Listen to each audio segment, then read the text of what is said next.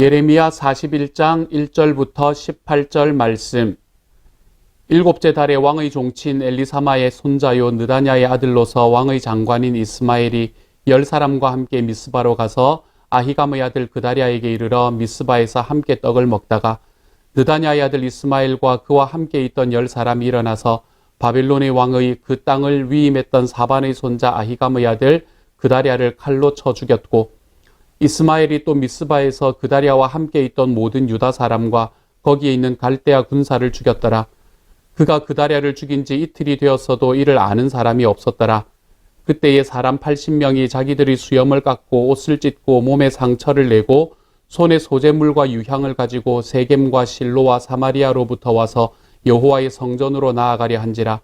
느다냐의 아들 이스마엘이 그들을 영접하러 미스바에서 나와 울면서 가다가 그들을 만나 아히감의 아들 그다랴에게로 가자 하더라. 그들이 성읍 중간에 이를 때에 느다냐의 아들 이스마엘이 자기와 함께 있던 사람들과 더불어 그들을 죽여 구덩이 가운데에 던지니라. 그 중에 10사람은 이스마엘에게 이르기를 우리가 밀과 보리와 기름과 꿀을 밭에 감추었으니 우리를 죽이지 말라 하니 그가 그치고 그들을 그의 형제와 마찬가지로 죽이지 아니하였더라. 이스마엘이 그다랴에게 속한 사람들을 죽이고 그 시체를 던진 구덩이는 아사 왕이 이스라엘의 바아사 왕을 두려워하여 팠던 것이라.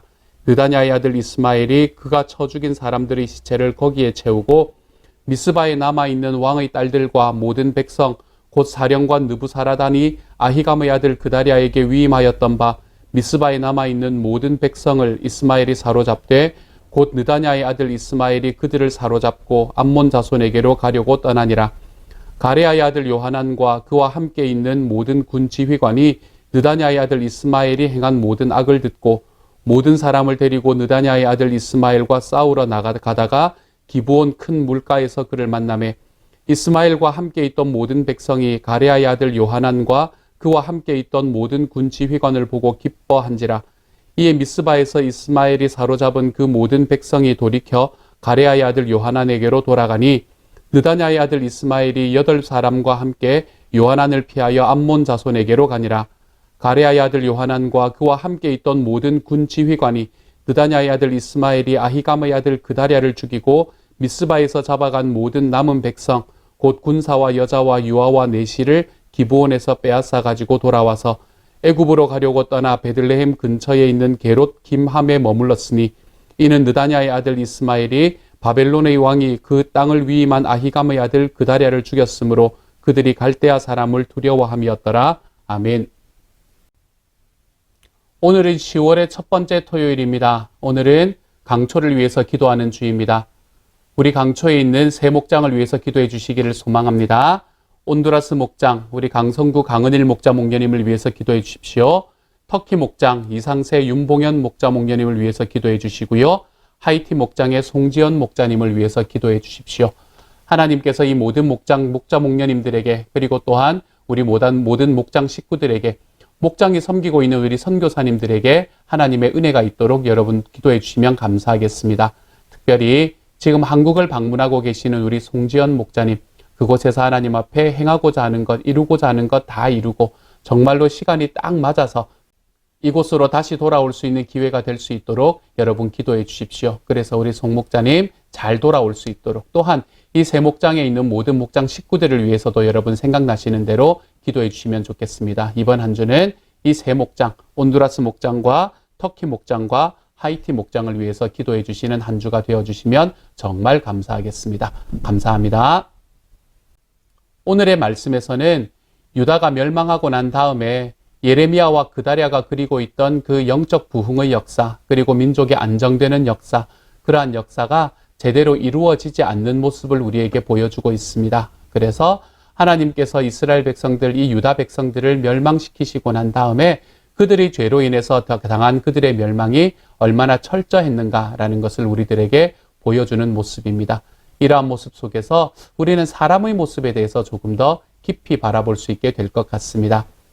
오늘 우리가 읽은 본문에서는 유다 백성들은 나라가 망한 후에 악한 인간이 저지르는 악행, 그것이 얼마나 사람들에게 큰 영향을 미치는가라는 것을 우리에게 보여주고 있습니다.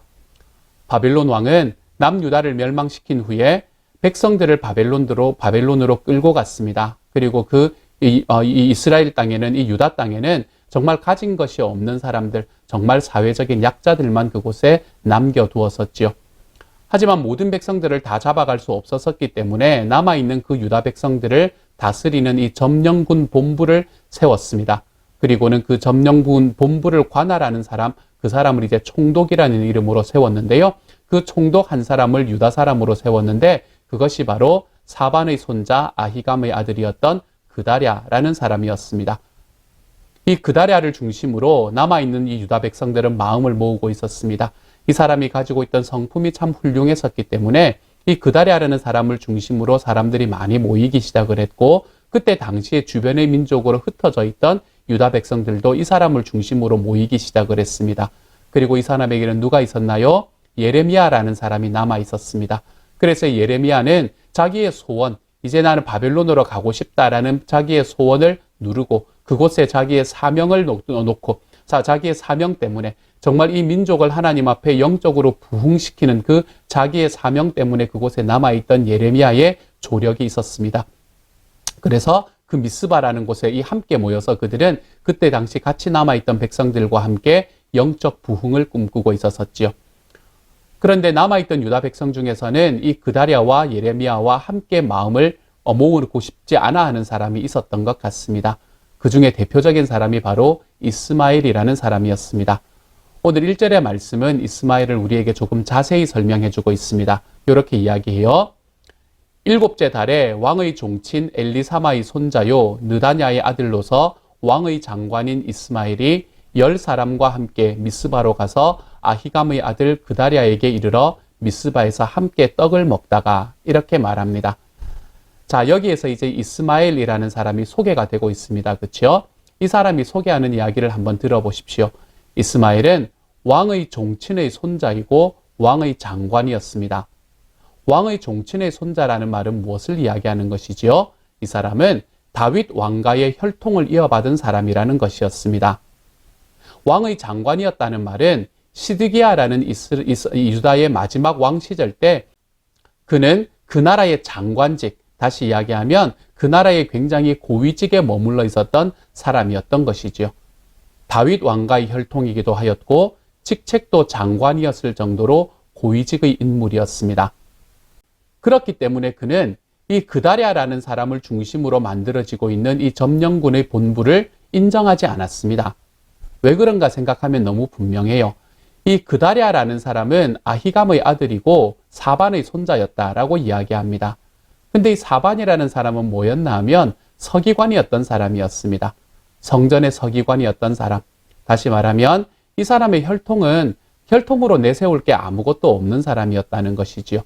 그는 백성들에게 존경을 받는 사람이었고, 또한 그의 아버지는, 또 그의 할아버지는 예레미야라는 사람을 인정함으로 인해서 하나님에 대한 신실함이 있었던 사람이었고, 자기가 행하는 일에 있어서 최선을 다했던 사람이긴 했었지만 그는 혈통적으로 뭔가 내세울 게 하나도 없는 사람이었다는 것입니다. 이러한 사람을 중심으로 해서 이끌어져가는 이 유다 지역을 바라보면서 이 이스마엘이라는 사람은 마음이 편치 않았던 것 같습니다. 그의 마음에는 어떤 생각이 있었을까요? 저 사람 왜 저기선 저렇게 하나? 이런 생각을 했을 겁니다. 야, 저기서는 이렇게 하는 게 더 좋을 것 같은데 왜 저 사람은 저렇게 하지? 라는 생각을 했을 거예요.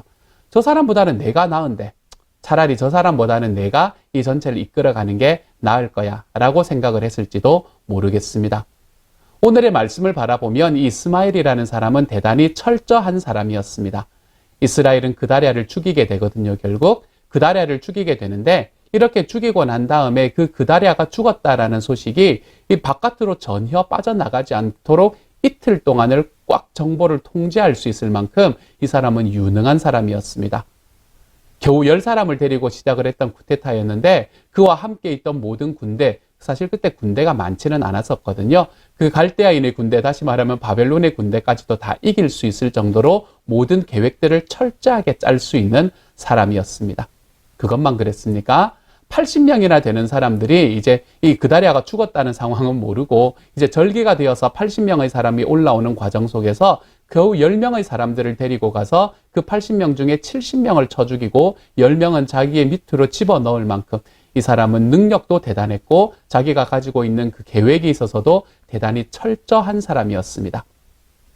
이렇게 철저한 사람이었기에 그냥 사람 좋고 주변에 있는 사람들에게 인기 있고 그리고 사람들의 존경을 받기만 하는 이러한 이 그다랴라는 사람이 얼마나 보기 싫었을까요?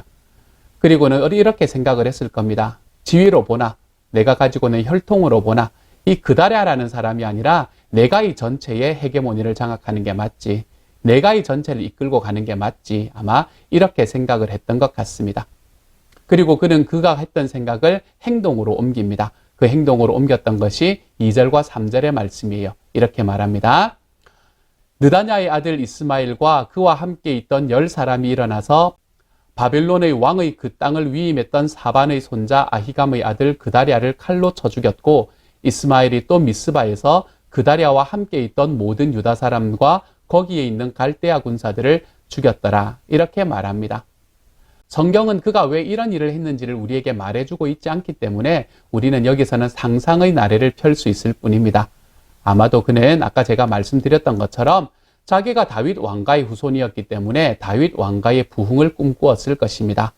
주둔군을 없애고 자기가 스스로 왕이 된 후에 그 땅에 새로운 다윗 왕조를 꿈꾸고 있었을지도 모릅니다. 백성들이 부흥운동을 일으킨다라고 이야기하는데 자기 마음에 맞지 않았을 수도 있어요. 뭐 예레미야 같은 인간이 뭐 저런 사람이 뭐 하나님의 말씀이라고 나 정도는 돼야지 라고 생각을 했을지도 모릅니다. 내가 알고 있는 이야기 만날 하는 것 그가 들을 필요가 있겠어. 결국에는 내가 중심이 되어서 이 모든 것을 해야 되는 거야 라고 생각했을지도 모릅니다. 그러한 과정 속에서 그는 자기가 했던 모든 생각을 행동으로 옮길 수 있을 만큼 이 사람은 추진력이 있는 사람이기도 했었습니다. 그래서 그는 그다랴라는 사람을 죽였을 뿐만 아니라 그와 함께 있던 이 모든 바벨론 군사들을 죽였지요. 그것뿐이었습니까? 그는 제가 아까도 말씀드렸듯이 그가 절기를 지키러 올라오던 70명의 사람들까지도 죽이는 일을 그는 감당을 하였었지요. 지금 남유다에 있는 사람들은 예레미야라는 사람 그리고 이 그다랴라는 사람과 함께 한 마음이 되어서 미스바라는 곳에 모여서 새롭게 영적인 부흥을 도모하는 중이었습니다. 그리고 정치적으로도 이 그다랴라는 사람을 중심으로 해서 새롭게 출발하고 있는 중이었어요. 그런데 다윗 왕가의 계승자이자 장관이었던 이 이스마엘이라는 사람은 내가 이 일들을 하는 게 훨씬 더 낫지라는 생각을 그 마음에 지니고 있고 내가 적임자다라고 생각을 했던 것 같습니다. 그렇기 때문에 그는 이 모든 일들, 자기가 자기 주변에서 일어나고 있던 일이 다 마음에 들지 않았겠지요. 그래서 차라리 내가 하는 게 낫지 그러면서 주변에 있는 사람들을 죽이는 자리에 들어가게 되었던 것입니다. 실제로 이 이스마엘이라는 사람은 그때 당시에 이러한 일을 하는 것이 아니라 하나님 앞에 회개해야 되는 사람이었었던 것 같습니다. 왕의 장관으로 예레미야라는 그 하나님의 예언자의 말씀에 귀를 기울이지 않았기 때문에 나라가 망했잖아요. 물론 시드기야의 귀가 얇았기 때문이다라는 이유도 있지만 그 주변에서 왕을 제대로 보필하지 못했던 이 왕의 장관이 어떻게 그 책임을 면탈할 수 있겠습니까? 그렇기 때문에 그는 나라가 망한 책임을 지고 하나님 앞에 엎드려야 하는 사람이었습니다. 오히려 이 부흥운동에 먼저 나서서 내가 하나님 앞에 잘못했습니다라고 손을 들고 나아가야 하는 사람이었습니다. 잘못을 돌이키기 위해서라도 자기가 다윗 왕가의 혈통이었다면 그 혈통답게 헌신해야 되는 사람이었지요. 그렇지만 그는 자신의 위치는 생각하지 않고 행동했던 미련한 사람이 되어버렸습니다. 사랑하는 여러분, 우리는 어떻습니까? 우리는 지금 우리가 서 있는 영적인 위치를 지키고 살아가고 있습니까? 그러므로 사랑하는 여러분, 오늘 우리가 경험하는 삶의 현장에서 나는 어디에 서 있어야 하는지를 생각해 보시기 바랍니다. 여러분의 가정에서 나는 어떤 자리에 서 있어야 할까를 한번 생각해 보십시오. 여러분의 목장에서 나는 어떤 자리에 서 있어야 할까를 한번 생각해 보십시오. 여러분의 교회에서, 여러분의 직장에서 저와 여러분은 어떤 자리에 서 있어야 하는지를 한번 생각해 보시기를 소망합니다. 우리의 자리가 어디인지를 기억하고 살아가십시다, 여러분.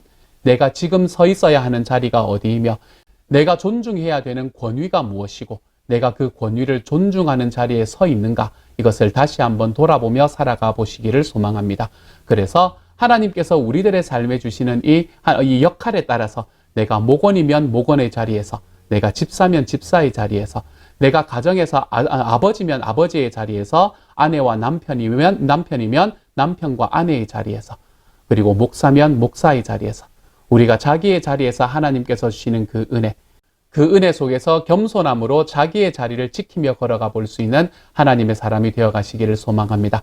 그래서 저와 여러분이 세우는 모든 공동체에는 하나님께서 주시는 올바른 권위가 세워질 수 있는 삶, 저는 그러한 공동체가 저와 여러분이 만드는 가정과 목장과 교회와 직장의 공동체 속에서 우리가 함께 만들어 가볼 수 있는 주님의 사람들이 다 되어 가시기를 우리 주님의 이름으로 축복합니다. 함께 기도합니다.